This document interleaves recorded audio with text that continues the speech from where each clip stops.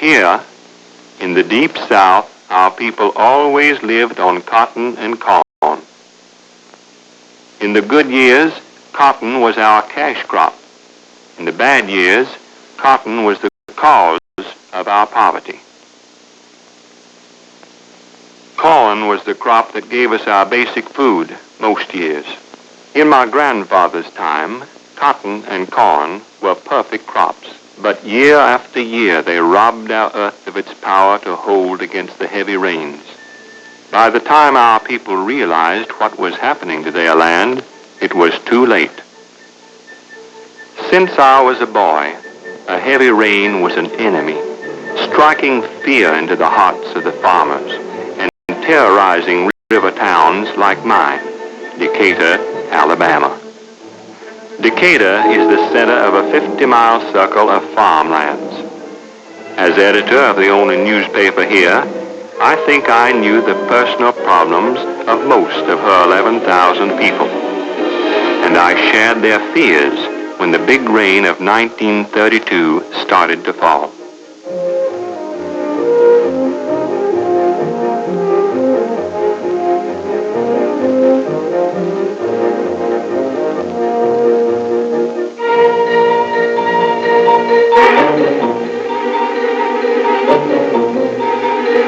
The first day of the downpour, two friends of mine came to see me.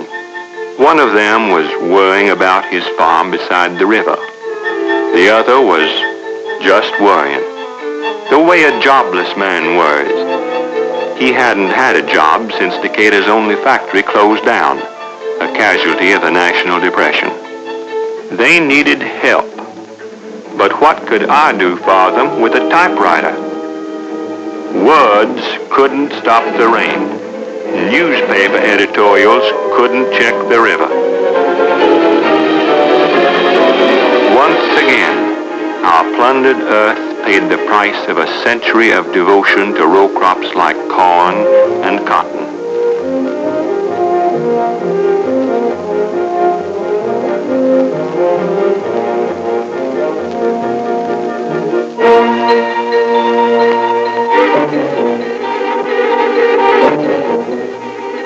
The Tennessee River, flowing through our farmlands and bordering our city, rose up to claim a heavy price for our mistakes. The river spared nothing. Our farms were swamped.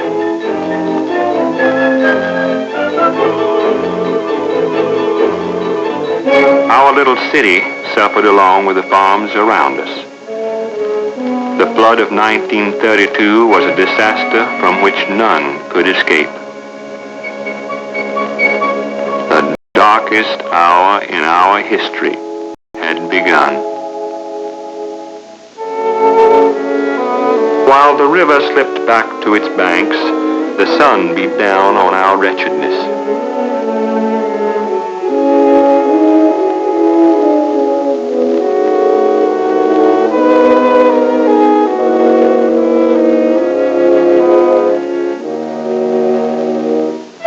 In the national elections that year, the people of Decatur joined the majority of the American people in electing a new national administration that promised direct action against the economic crisis that gripped the whole United States. In April 1933, we got the action we voted for, right at our doorstep. Our newspaper carried the story. The government had created a new agency, TVA, the Tennessee Valley Authority, that was going to build dams to control floods in the 7 states through which the Tennessee River and its smaller tributaries flow.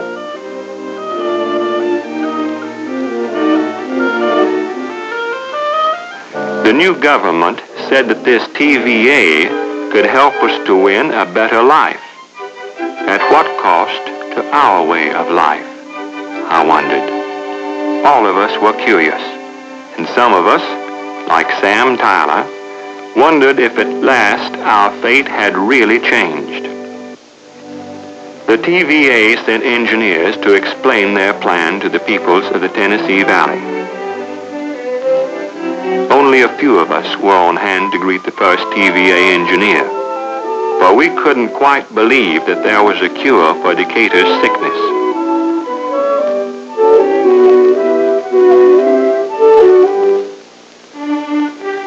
Sam Tyler spoke for most of us when he asked what the TVA had to offer him personally. TVA, the engineer answered, offered us nothing but the tools with which we could help ourselves.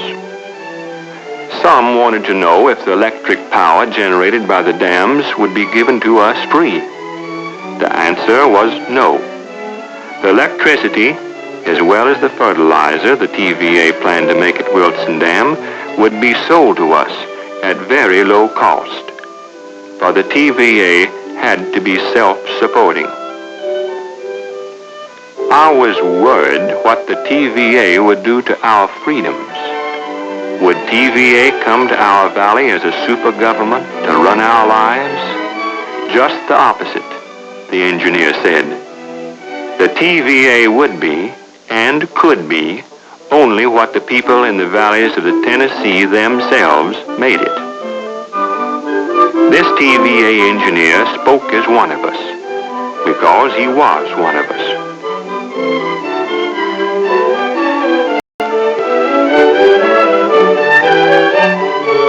TVA was made up of people like ourselves, and even as we spoke, that day, TVA was coming to life up and down the river, less than 50 miles from Decatur.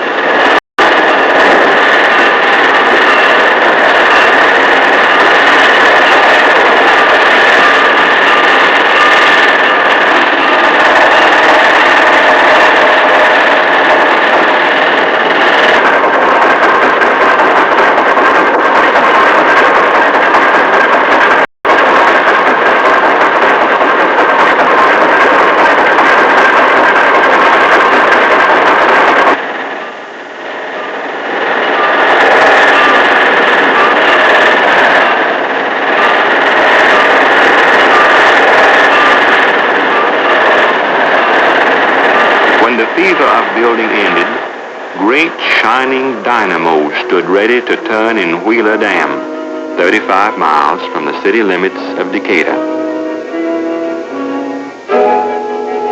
Our river was trapped, and the strength of it, wasted for centuries, was fed to the dynamos, and the dynamos made electricity out of this strength.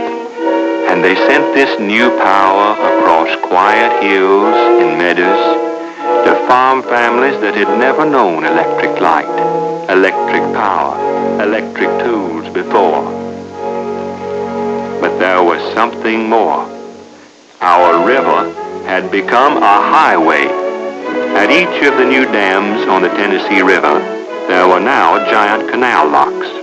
For in building the flood control dams, the TVA's engineers had converted our river to a chain of gigantic lakes. Now, by passing ships and freight barges through the canal locks at each dam, cargo could be sent from lake to lake along the 1,000-mile route of the formerly useless river. When I saw the first barge sliding through the big lock nearest Decatur, I knew that navigation had become more than just a word on a TVA poster. Even the children understood that their city was no longer an isolated victim of the river, but a protected member of a vast new family of towns and cities along a controlled waterway. Now we realized that for the first time in our history, our city could be a port. Now we were linked to the commerce of our nation and of the world by cheap water routes. The products of our own farms and the products of mines and mills and factories 1,000 miles away could become cargo on the ships that now sailed hundreds of miles through the locks of TVA dams on the Tennessee River. River transport lowered the cost of the goods we bought from other regions, and it made our products cheaper for those who bought from us. We waited for industry to move into our city. We forgot that we still had something else: swamps that bred mosquitoes. Mosquitoes that carried malaria.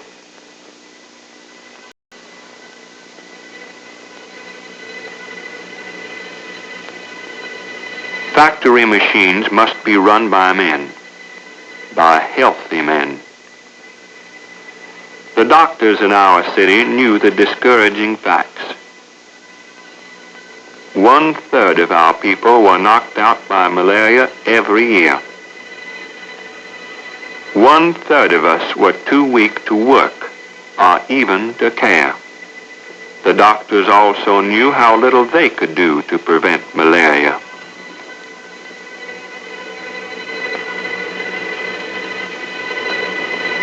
For what is one doctor or 100 doctors against 1 billion malarial mosquitoes?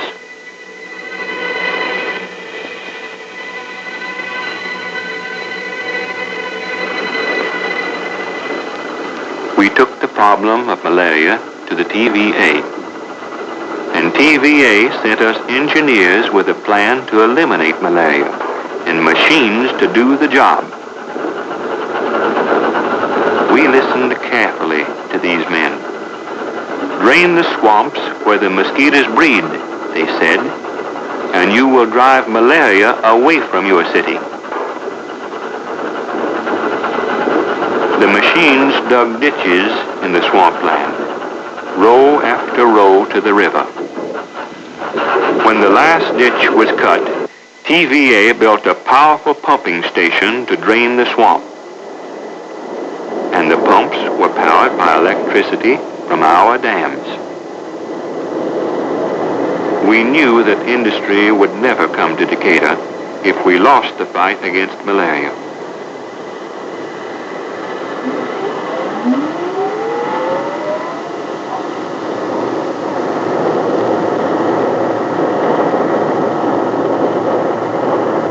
But we didn't lose it. We won it. The pump sucked 100,000 gallons of swamp water every minute, enough to dry up the marshes in mosquito breeding season.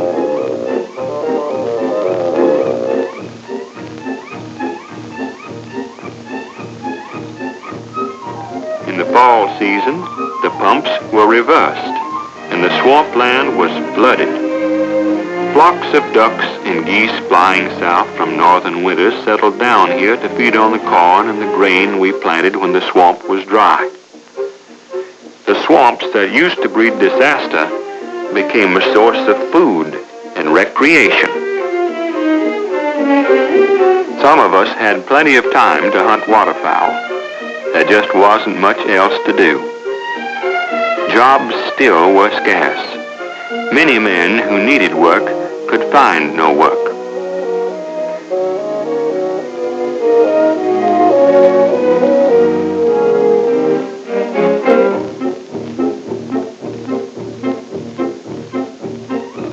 The barges that plied our river had few reasons for stopping in Decatur. It was old Walt Gilbert who finally decided to do something about those barges. Just waving at them, he said, didn't help us much.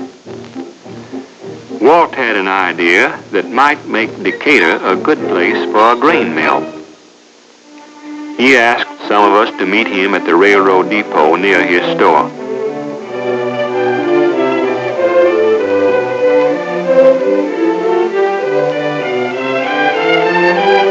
Walt had it all figured out this way. The big grain millers along the Great Lakes ground their grain and shipped it as flour to the south by rail. But suppose they could ship their grain down in barges and grind it here with our cheaper power. The millers would save money, and we'd have a new industry. That made a lot of sense to me. And the next thing I knew, I was a member of a Decatur committee making a 1,000-mile trip to Nebraska to tell the big grain millers that Decatur was the ideal place to build a grain mill. The Nebraska millers took us at our word, and I'll always say that the rehabilitation of Decatur got underway when giant machines broke the ground for that grain mill on our river front. I went down there every day to be sure I wasn't dreaming. At long last, the barges stopped at Decatur, loaded with wheat from fields 1,000 miles away to be ground in our gleaming new mill. And out of our own fields, safe from the ravages of flood, came more grist for the mill. We had a new market for corn. Hundreds of our people went to work in the mill, no longer afraid that malaria would pull them away from their jobs. A contagious spirit of confidence swept over Decatur. Our county agricultural agent brought every businessman in town to the new mill. Look, he said, there's no reason on earth why our cotton farmers can't grow wheat for this mill. No reason at all. He was right. Some of our businessmen organized a team to sell our farmers the idea of growing wheat. Sam Tyler laughed when they tried to sell him the idea. He said his cotton was doing fine, thanks to TVA fertilizers. Now, I wasn't part of the team, but I believed in the wheat idea. And maybe I said so a little too fiercely. And maybe Sam said yes, just to keep me quiet. Anyway, Sam was one of the first group of farmers to plant a test crop of wheat under supervision of the county and the TVA. We had new harvesting machinery specially designed for our region. It was good machinery. But more important than the machines was the lesson we learned. We proved to ourselves that we could grow our own wheat.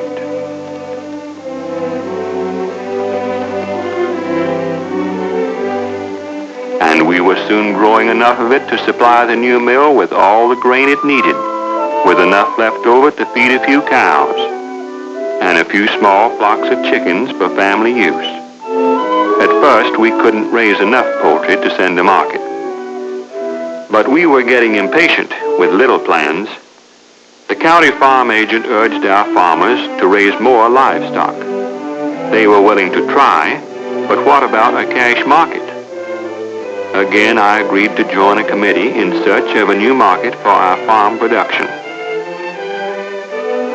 We tackled the owner of the nearest milk company, nearly 100 miles away. He turned us down flat. The whole Decatur farm area, he said, didn't produce enough milk to justify any investment on his part. That left us right where we started. Why should we increase our milk production if we couldn't find a market for the milk? Action. That was the answer of Decatur's people. We had stopped surrendering to challenges like this one. From businessmen and farmers came the cry, let's create our own market.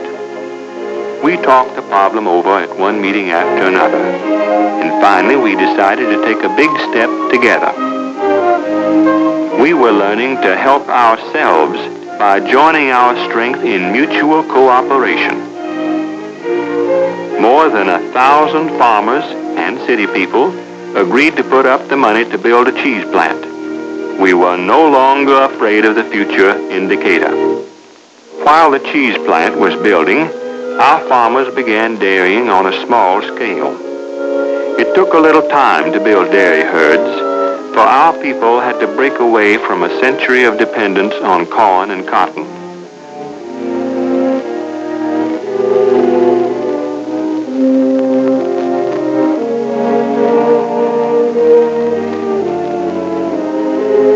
When the new cheese plant opened, the whole community felt the benefits.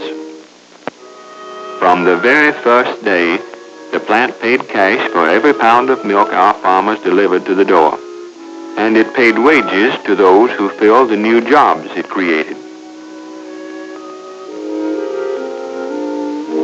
The market for our cheese began in Decatur and extended to cities 100 miles from our valley.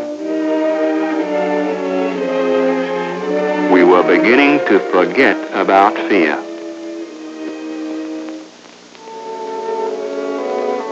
After the cheese plant got started, we suffered a bad cotton year. Our old enemy, the boll weevil, destroyed most of the crop. It was a painful blow. No use pretending it wasn't.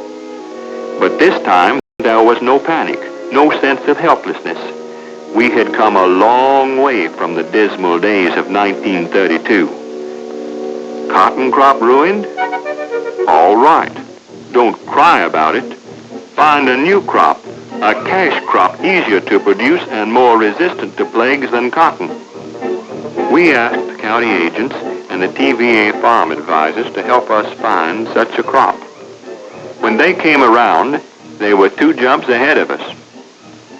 They told us that some Decatur businessmen were so encouraged by the success of the cheese plant that they would finance a poultry packing plant if the Decatur farmers could deliver enough fowl. They surveyed every farm in the valley for possible places to raise poultry. A few days later, the county agents came back with a man who showed our farmers a new type of chicken cage. And the businessmen came along to urge the farmers to raise poultry and to offer them the credit to get started. Again, Sam Tyler was one of our first farmers to say he'd try a new cash crop. The chicken house that Sam built on the money he borrowed was not long in paying for itself. Here, every 10 weeks, Sam and his wife raise 5,000 birds from chicks to eating size. That gives them 5 cash payments a year for their poultry. The grain fed to the chickens is grown and milled right here in Decatur, and the birds never leave the house until the day they are taken to market. Cheap electric power made it possible for Sam to install automatic watering troughs and raise thousands of chickens with a minimum of labor. And with the introduction of large-scale poultry raising in our farmlands, a new industry rose along the Decatur riverfront, a poultry packing plant. Like the cheese plant, the new packing house bought, and still buys, every pound of chickens our farmers can raise. And, like all new industries, this one created new jobs for the people of the city.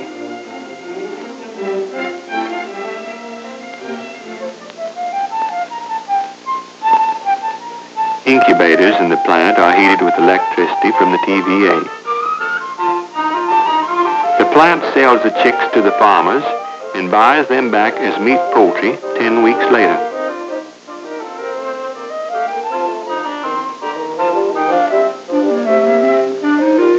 Every chick is inoculated against disease as soon as it is hatched. For if TVA taught us anything, it was to use the tools of science against natural enemies.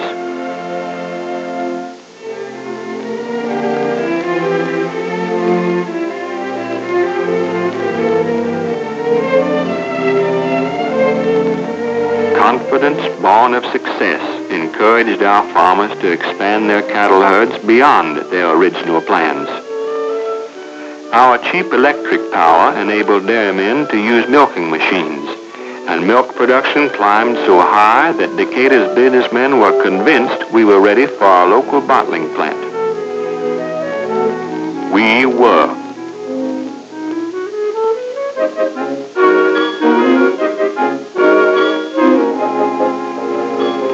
Milk was produced in Decatur, bottled in Decatur, and sold in cities as far as 75 miles away.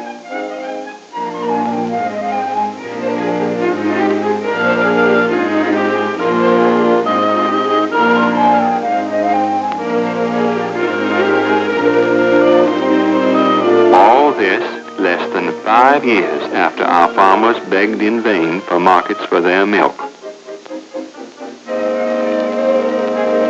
Today, less than 20 years after the floods that nearly destroyed us, Decatur has twice the population we had before TVA. Our main streets are lined with busy stores. New factories hum where the weeds used to grow along a deserted riverfront.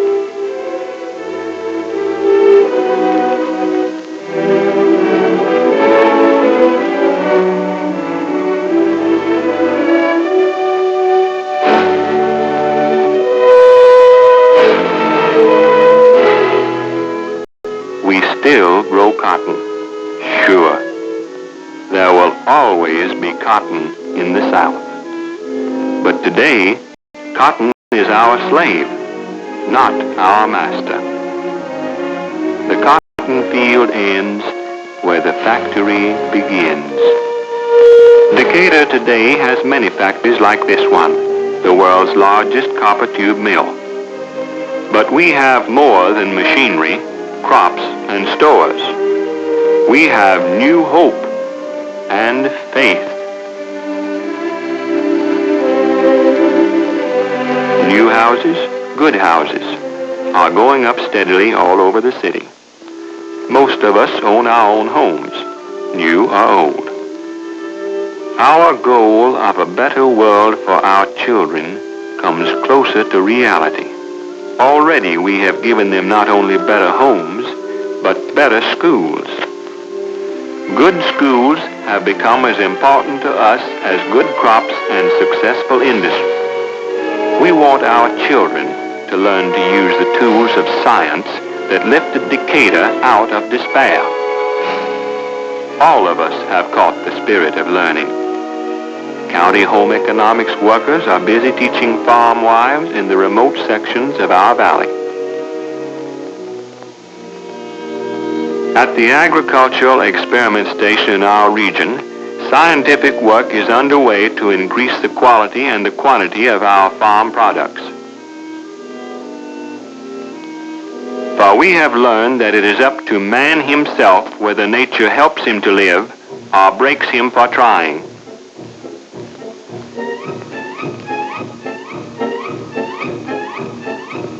After 15 years, I still manage to join our school children when they make their annual visit to the TVA Dam near Decatur.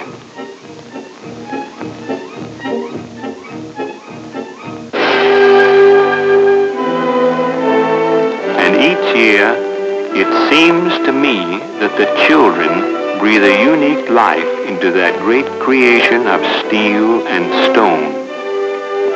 Their joyous presence makes the dam a monument to the eternal dream of every father, the indestructible dream of making his children's life better than his own.